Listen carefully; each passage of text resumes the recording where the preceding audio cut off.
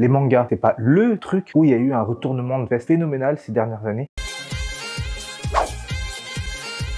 Pour les gens qui me découvrent, je suis un grand fan de manga. C'est un sujet que je voulais pas aborder tout sur ma chaîne parce que j'ai beaucoup de choses à dire sur ce sujet. Mais vu que c'est l'un des piliers de mon développement, je me sens obligé d'en parler. Après, si j'ai d'autres choses à dire, je ferai d'autres vidéos, sûrement. Manga 2, manga 3. Je les ai découverts à travers Dragon Ball Z, GTO et Fruit Basket. Ils m'ont accueilli les bras grands ouverts. Et j'avais clairement besoin de cette affection. À cette époque-là, on était des Pokémon très rares, voire légendaires. On était les seuls élus qui côtoyaient cette zone sombre des mangas à lire Naruto, Dragon Ball, Senseiya. Pour les gens qui connaissent, parce que j'ai l'impression qu'en 2024, beaucoup de personnes ignorent les Chevaliers des Zodiacs, Senseiya. On nous fuyait même comme la peste. Et on se mangeait des remarques du style, vos trucs asiatiques là, même pas vos trucs chinois là. Et aujourd'hui, je vois que les mangas sont de plus en plus populaires. Je trouve ça très positif de voir ces œuvres qui étaient marginalisées devenir une forme d'art riche et diversifiée. Il y a toujours des gens qui critiquent les mangas, c'est normal, chacun a ses avis, ses goûts, ses couleurs. On peut pas plaire à tout le monde, hein. Et vous savez que n'importe quelle œuvre d'art, que ça soit de la musique, de la peinture ou même de la sculpture, peut vous apporter quelque chose ou vous enseigner quelque chose. Pour moi, ça a été les mangas. Contrairement à ce que pensent les gens, les mangas, c'est pas que des combats. C'est aussi des œuvres riches avec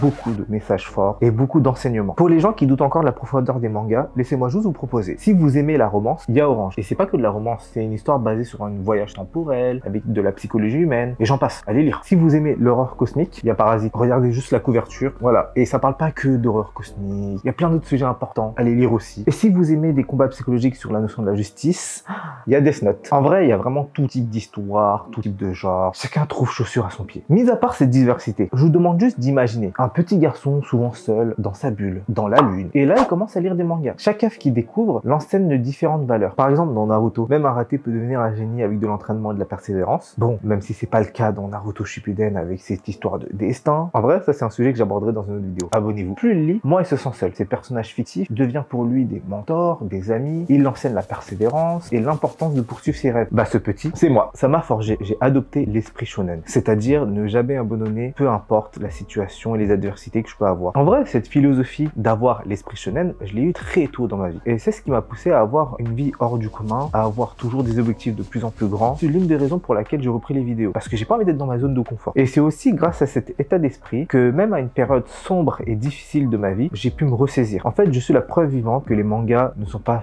juste des combats bêtes et méchants, mais surtout une leçon de vie. Et vous, quel manga a eu un impact sur votre vie? Dites-moi ça en commentaire, n'oubliez pas le like, abonnez-vous. Et sur ce, je vous dis ciao!